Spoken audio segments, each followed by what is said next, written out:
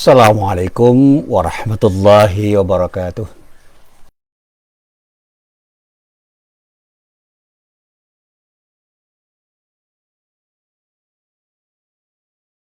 Nabiyyina Muhammadin wa ala alihi wa sahbihi ajma'in, amma ba'd. Para jamaah yang dirahmati Allah, alhamdulillah pagi ini kita bisa bertemu lagi, dan sekali lagi kita bermohon pada Allah, mudah-mudahan pertemuan-pertemuan kita benar-benar menjadi pertemuan-pertemuan yang mendapatkan ridho dari Allah Subhanahu wa Ta'ala. Para jamaah yang dirahmati Allah, hari ini saya sengaja ingin menjawab sebuah pertanyaan dari para orang tua yang seringkali mengeluh tentang bagaimana sulitnya mendidik anak-anak mereka. Ada satu hal yang seringkali dilupakan oleh orang tua, bahwa anak itu adalah seorang manusia yang memiliki karakter yang unik. Kalau kita punya anak 3, tidak ada anak yang betul-betul punya karakter yang sama. Mereka pun kadang-kadang tidak bisa menerima pendapat masing-masing saudaranya, dan bahkan tidak bisa menerima pendapat orang tua ketika argumen yang dibangun oleh orang tuanya itu tidak sama dengan argumen mereka. Dan tugas orang tua, kata para psikolog yang pernah saya coba untuk saya temui, adalah menyelaraskan, mencari titik temu antara pendapat orang tua dan anak, sehingga pendapat itu menjadi sebuah pendapat yang bisa sama-sama disepahami dan kemudian melahirkan tindakan-tindakan yang benar-benar tidak terpaksa dilakukan. Ada sebuah ilustrasi yang sangat mudah. Saya pernah diceritai orang, tapi saya tidak mengalami sendiri. Ada seorang dokter yang istrinya itu seorang psikolog, punya anak yang cerdas. Jadi sejak anak itu bisa berbicara itu terlihat sekali anak itu cerdas. Dan ketika sekolah itu hampir selalu menjadi juara. Nah, ketika lulus SMA, kedua bapak ibunya itu berdiskusi, anak itu nanti kita arahkan kemana. Nah, ketika Pak Dokter itu berbicara, kita arahkan menjadi dokter saja. Karena ketika seorang dokter itu menjadi dokter, dia akan bisa juga menjadi psikolog bagi dirinya dan orang lain ketika nanti mengambil spesialis sebagai psikiater. Dan kebetulan ayahnya itu seorang psikiater. Ibunya mengatakan, ya tidak harus begitu. Saya sebagai seorang psikolog itu mungkin tidak pernah mengerti ilmu kedokteran. Tapi banyak hal di dalam persoalan hidup itu yang awalnya itu dimulai dari persoalan psikologi. Dan ketika orang itu bisa menyelesaikan dengan perspektif yang tepat, insya Allah persoalan-persoalan hidup itu menjadi akan semakin ringan untuk dihadapi, karena orang itu sejak awal sudah bisa memahami persoalan hidupnya dan menyelesaikannya dengan tepat. Dan bahkan dalam banyak hal, penyakit-penyakit yang secara fisik itu bisa diobati oleh para dokter, itu sebenarnya sebabnya antara lain, tidak semuanya, itu karena persoalan skala psikologi. Dan ternyata dalam banyak hal saya punya pengalaman bisa membantu pasien-pasien yang secara medis itu sulit disembuhkan, tetapi dengan pendekatan psikologi mereka berangsur-angsur bisa mengalami kesembuhan. Minimal saya bisa membantu proses penyembuhan medis itu dengan arahan-arahan saya, dan bagaimana saya bisa memberikan motivasi pada pasien itu untuk bisa memiliki pola hidup sehat. Nah, endingnya diserahkan semua simpulan itu pada anak. Anak itu memilih daftar kemana. Ternyata karena pertimbangan-pertimbangan bapak ibunya itu, anak itu masuk ke fakultas kedokteran. Tetapi ada satu hal yang mengganjal pada anak itu, karena menurut para gurunya dan ibunya, anak itu lebih berbakat menjadi seorang psikolog. Tetapi karena orang tuanya memberikan wawasan yang sebegitu rupa, dia yakin bahwa dia bisa jadi dokter dan sekaligus nanti jadi seorang psikiater yang pada saatnya dia akan bisa memahami dua ilmu, ilmu kedokteran dan ilmu psikologi. Ilmu kedokteran dipahami, ilmu jiwa dipahami, sehingga dia akan bisa berperan untuk menjadi seorang dokter dan seorang psikiater. Nah, para jamaah yang dirahmati Allah, singkat cerita memang anak itu masuk menjadi mahasiswa fakultas kedokteran di sebuah perguruan tinggi ternama di Yogyakarta. Ternyata pada semester 3 anak itu mulai gamang karena dia sudah mulai tidak suka terhadap materi-materi perkuliahan yang dia jalani. Tetapi prestasi akademiknya masih bagus karena dia terdorong, termotivasi untuk bisa menjadi yang terbaik. Tetapi pada semester keempat dia sudah mulai mengatakan bahwa ini bukan jalanku. Kemudian minta kepada bapaknya untuk juga bisa mendaftar di fakultas psikologi di perguruan tinggi swasta. Saya maunya kuliahnya merangkap. Dan bapak ibunya akhirnya setuju karena argumennya bagus. Dan singkat cerita anak itu kemudian mendaftar dan diterima. Singkat cerita lagi, anak itu lulus dari fakultas kedokteran dan sekaligus lulus dari fakultas psikologi. Nah, karena lulus dua-duanya, anak itu harus menjalani proses di mana ada tawaran untuk menjadi dokter spesialis, kuliah di fakultas kedokteran, atau kuliah S2 di sebuah perguruan tinggi di luar negeri untuk jurusan psikologi. Ternyata dia lebih memilih untuk menjadi seorang psikolog. Dan akhirnya singkat cerita dia kuliah di fakultas psikologi, dan singkat cerita akhirnya anak itu menjadi seorang psikolog dengan kehandalan yang luar biasa. Nah, para jamaah yang dirahmati Allah, inilah singkat cerita yang saya sampaikan untuk mengawali pengajian saya. Anak itu adalah amanah kita. Dan saya ingin menjelaskan secara jelas, secara ringkas saja. Anak itu memang punya bakat, tetapi bakat itu perlu dikembangkan dengan tepat. Anak itu punya kemauan, dan kemauannya jangan dicegah. Tapi begitu kita itu sudah punya peta terhadap anak itu, jadikan anak itu menjadi orang menurut apa kata dia, jangan kata kita. Dan alhamdulillah hari ini saya bisa mengatakan bahwa apa yang saya sampaikan pada bapak-bapak, ibu-ibu hari ini akan bisa saya sampaikan sebentar lagi setelah saya melakukan perenungan sebentar. Saya istirahat sejenak untuk kemudian nanti saya lanjutkan.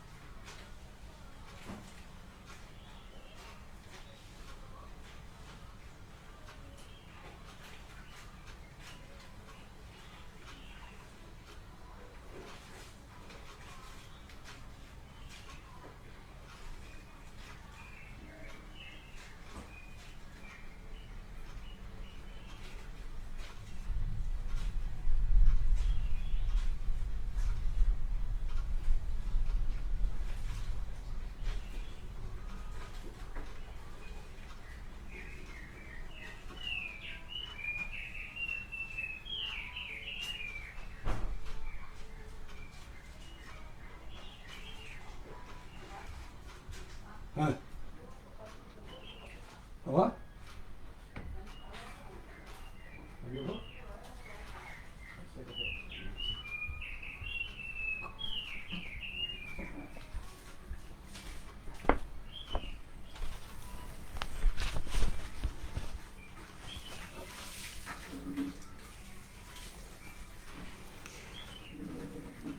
Assalamualaikum.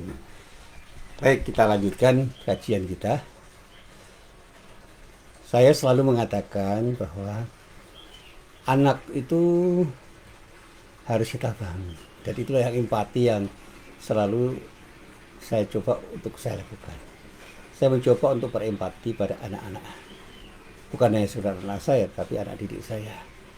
Dan saya akan membawa mereka untuk berargumen sehingga mereka itu mengerti apa yang menjadi pendapatnya dan kita bisa melakukan tindakan untuk berargumen, membangun argumen yang tepat sehingga pendapat-pendapatnya itu memang menjadi pendapat yang kokoh. Termasuk ketika anak itu punya cita-cita, jangan biarkan anak itu liar menjadi orang yang punya cita-cita tanpa argumen yang jelas. Arahkan mereka untuk punya argumen sehingga apapun yang mereka cita-citakan itu menjadi sesuatu yang tepat untuk mereka cita-citakan, karena mereka punya argumen yang tepat untuk mengatakan inilah cita-cita saya. Cerita dari teman saya yang mengatakan seorang anak dokter dan psikolog itu menjadi seorang psikolog, akhirnya memang menjadi orang hebat. Sekarang ini menjadi seorang dosen di Fakultas Kedokteran di salah satu perguruan tinggi ternama di Yogyakarta, tetapi tidak mengajar ilmu kedokteran, tapi mengajar psikologi untuk mahasiswa-mahasiswa Fakultas Kedokteran, karena dia itu seorang dokter, lulusan dokter, pendidikan dokter yang sekarang ini menyandang gelar doktor pada ilmu yang dia tekuni, yaitu psikologi. Para jamaah yang dirahmati Allah, saya ingat ketika saya mencoba untuk mengkaji ayat-ayat Al-Quran. Yang pertama pada surah Al-Furqan ayat 74 itu ada kalimat yang luar biasa. Di dalam ayat itu dikatakan oleh Allah, A'udzubillahi minasyaitonirrajim. Walladzina yaquluna rabbana hab lana min azwajina wa dzurriyyatina qurrata a'yun waj'alna lil muttaqina imama. Dan orang-orang yang berkata, ya Tuhan kami, anugerahkanlah kepada kami istri-istri kami dan keturunan kami sebagai penyenang hati kami, dan jadikanlah kami imam bagi orang-orang yang bertakwa. Nah, kita tidak usah mendapatkan pengertian azwaj. Memang dalam tafsir kata azwaj itu tidak harus diartikan sebagai istri, tetapi diartikan sebagai jodoh. Jodoh-jodoh kami itu artinya bisa suami, bisa istri. Karena kata zauj itu tidak harus berarti suami, tapi juga tidak harus berarti istri. Tetapi bisa jadi kemudian ketika kita itu meneliti ayat ini, ya memang yang disebut adalah istri, karena persoalan ini terkait dengan apa yang terjadi pada Nabi Ibrahim alaihissalam dan Nabi Zakaria alaihissalam. Beliau seorang dari nabi-nabi yang punya ketegaran, punya kesabaran yang luar biasa, dan keduanya punya problem, ingin punya anak, dan doa keduanya itu yang luar biasa. Dalam persoalan ini kita harus bisa menyadari bagaimana sikap Nabi Ibrahim alaihissalam dan Nabi Zakaria alaihissalam ketika keduanya itu berdoa kepada Allah. Dan doanya, Rabbana, ya Tuhan kami, hab lana, berikan kepada kami, min azwajina wa dzurriyyatina qurrata a'yun. Doanya itu, jadikanlah pada kami, berikanlah kepada kami, anugerahkan kepada kami istri dan keturunan kami sebagai penyenang hati kami, qurrata a'yun. Dan jadikanlah kami waj'alna lil muttaqina imama, bagi orang yang bertakwa itu imam. Artinya mereka berdua itu sadar bahwa anak itu anugerah yang luar biasa. Anak adalah anugerah Allah, tempat mereka meneruskan cita-cita mereka.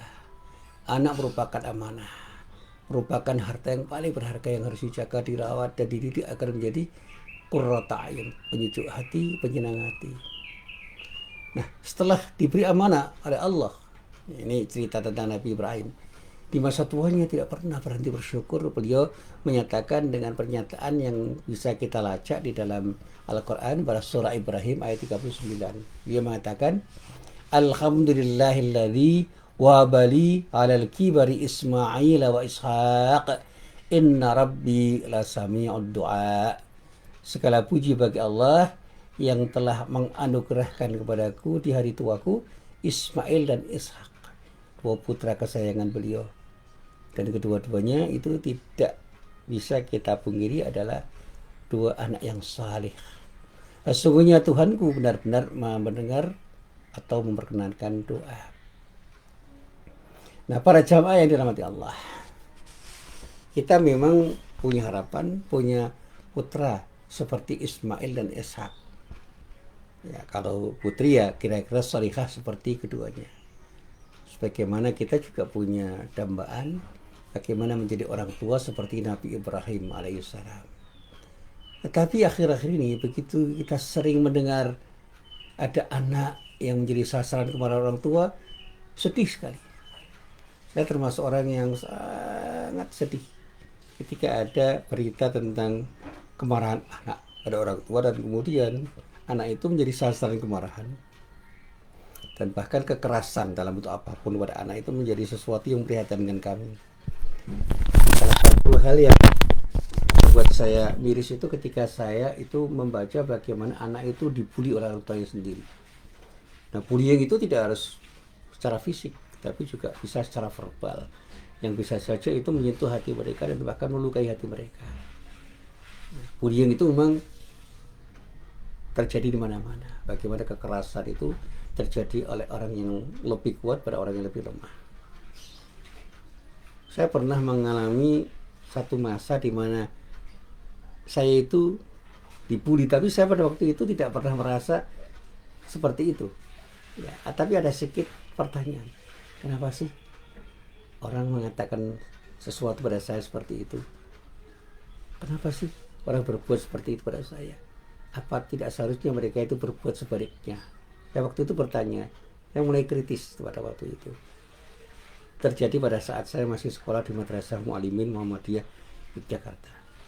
Saya waktu itu sedikit bertanya-tanya dan saya berusaha untuk menenangkan diri waktu itu. Saya katakan saya harus melawan segala macam tindakan kekerasan pada diri saya dengan cara yang terbaik. Dan saya betul-betul ingat pada kata-kata guru saya. Jangan pernah kau membalas kedoliman dengan kedoliman. Jangan kau balas keburukan dengan keburukan. Balaslah semua dengan kebaikan. Insya Allah, Allah akan mengerahkan kepadamu sikap sabar dan pada akhirnya dengan sabar kamu akan menjadi pemenang. Jadi guru saya itu nasihat saya, kalau kita itu diperlakukan dengan tidak baik, balaslah dengan perlakuan yang baik. Insya Allah kamu akan menjadi orang yang disebut penyabar dan Allah akan bersamamu dan pada saatnya kamu akan menjadi pemenang. Saya masih ingat pelajaran mahfudot yang selalu diminta oleh guru saya untuk saya hafal. Man sabara dhafira. Siapapun orang yang bersabar, dia akan jadi pemenang. Dan saya camkan itu di dalam benak saya. Dan kemudian saya coba untuk saya amalkan. Dan saya belajar tentang apa dan siapa sabar itu, termasuk yang terakhir saya baca dari apa yang dijelaskan oleh Imam Ghazali tentang apa makna sabar. Satu simpulan yang terpenting dari semuanya itu, sabar itu adalah kemampuan untuk menunggu, dan masa menunggu itu kita tetap menjadi orang yang terbaik. Jadilah orang yang terbaik ketika kita menunggu sesuatu yang kita dambakan. Dan jangan pernah kita resah, risau, gelisah, apalagi panik ketika menunggu. Termasuk ketika sekarang ini kita berada dalam masa pandemi. Sabaran itu saya terapkan. Sampai kapan masa pandemi itu akan berjalan dan sampai kapan dikatakan oleh orang bahwa COVID itu akan membahayakan kita. Saya coba untuk saya tunggu, tetapi saya tidak bersikap pasif. Saya proaktif untuk tidak tertinggal menjadi orang yang tidak beraktivitas. Saya justru memanfaatkan masa-masa pandemi itu menjadi masa yang memberi makna pada diri saya dan banyak orang. Termasuk saya mengaji, saya membaca, saya menulis, saya berceramah, saya mengajar, dan saya tidak pernah berhenti berceramah dan mengajar dengan cara apapun yang bisa saya lakukan. Nah, para jamaah yang dirahmati Allah, akhir-akhir ini begitu sering kita mendengar anak itu justru seringkali menjadi sasaran kemarahan orang tua. Begitu sering kita baca kedua orang tua tega, misalnya membuang bayi yang baru saja dilahirkan karena tidak diharapkan. Ada yang dengan gampang memukul anak di luar kemampuan anak itu untuk menerimanya. Bahkan ada berita di sebuah koran, ada anak yang disuruh rokok, disetrika, bahkan terakhir bisa kita baca ada dipukul dengan linggis sampai meninggal. Naudzubillah min dzalik. Nah, di sisi lain ada juga orang tua yang menjadikan anak bagi barang rebutan. Nah, sudah demikian tipiskah rasa sayang orang tua pada anaknya? Padahal amanah mendidik dan merawat anak itulah yang pada saatnya harus kita pertanggungjawabkan di hadapan Allah. Sekali lagi, naudzubillah min dzalik. Saya masih ingat betul ketika ada teman saya yang bercerai, mereka memperebutkan anak satu-satunya, sehingga anak itu menjadi korban dari rebutan pada orang tuanya, dan anak itu berkembang dengan perkembangan yang kurang baik. Nah, para jamaah yang dirahmati Allah, di dalam soal mendidik anak, kita bisa bercermin pada uswah hasanah kita, Rasulullah Nabi Muhammad sallallahu alaihi wasallam. Beliau adalah sebaik-baik teladan. Pada diri beliau ditemukan sosok pendidik yang sangat betul-betul bisa kita jadikan sebagai uswah hasanah. Bagaimana Rasulullah menghargai, menghormati, dan mendidik anak-anak. Rasulullah tidak jarang menyuapi anak-anak kecil dengan kurma yang sudah dikunyahnya. Penuh kasih sayang. Sepenuh hati Rasulullah itu berkasih sayang kepada anak-anak. Sehingga beliau itu dikatakan tidak pernah marah ketika berhadapan dengan anak-anak. Bahkan diceritakan ketika dalam sholat yang khusyuk, punggung beliau itu dinaiki cucunya Hasan bin Ali, anak dari Abi bin Abi Thalib. Beliau justru melamakan sujudnya hingga cucunya itu turun. Seusai sholat kepada jamaah, Rasulullah meminta maaf karena sujudnya agak lama. Dia mengatakan, para jamaah, karena cucuku ini aku sujud agak lama. Dia berlari mengejarku dan naik ke punggungku ketika aku sedang melaksanakan sholat. Dalam hal itu dikatakan di dalam hadis, beliau dalam keadaan sujud. Aku khawatir akan mencelakakannya kalau aku bangun dari sujud. Ini sebuah hadis yang saya kutip dari hadis yang diriwayatkan Imam Ahmad bin Hanbal. Subhanallah. Apakah saat ini kita masih memiliki kasih sayang seperti yang ditunjukkan oleh Rasulullah itu? Nah, para jamaah yang dirahmati Allah, memang apa yang dikatakan dan dinyatakan Rasulullah itu bisa menjadi ibrah bagi diri kita, dan apa yang dicontohkan Rasulullah itu harus menjadi ibrah bagi diri kita. Jadilah orang tua yang berkasih sayang kepada anak, sehingga anak itu betul-betul mendapatkan kasih sayang cukup dari orang tuanya. Siapapun anak ingin mendapatkan kasih sayang dari orang tuanya. Jangan pernah kita memaksakan kehendak pada anak kita sehingga anak kita itu merasa tersakiti dengan apa yang kita lakukan dan apa yang kita katakan. Berhati-hatilah untuk berkata-kata, bersikap dan perilaku pada anak-anak kita sehingga anak kita itu betul-betul menjadi anak yang benar-benar merasakan kasih sayang orang tuanya, dan pada saatnya kasih sayang orang tuanya itu akan melahirkan anak-anak yang bisa juga berbagi kasih sayang kepada siapapun, dan insya Allah anak-anak itu adalah anak-anak yang pada akhirnya akan bisa menjadi anak yang soleh, yang berbakti pada orang tuanya, yang selalu mendoakan orang tuanya. Itulah dambaan orang tua. Inilah apa yang bisa saya sampaikan dalam pengajian ringkas pada pagi hari ini. Mudah-mudahan bermanfaat. Mari kita coba menjadi orang tua yang terbaik. Orang tua yang bisa berbagi kasih sayang kepada anak. Orang tua yang bisa mengatakan pada anak dengan penuh kasih sayang. Orang tua yang bisa mengarahkan anak itu menjadi anak yang soleh, yang pada saatnya kita berharap anak yang soleh itulah sebagai anak yang akan bisa berbakti pada orang tuanya dan mendoakan orang tuanya dalam masa di mana orang tuanya sudah tidak bisa berbuat apa-apa lagi karena sudah kembali ke hadirat Allah Subhanahu wa ta'ala. Assalamualaikum warahmatullahi wabarakatuh.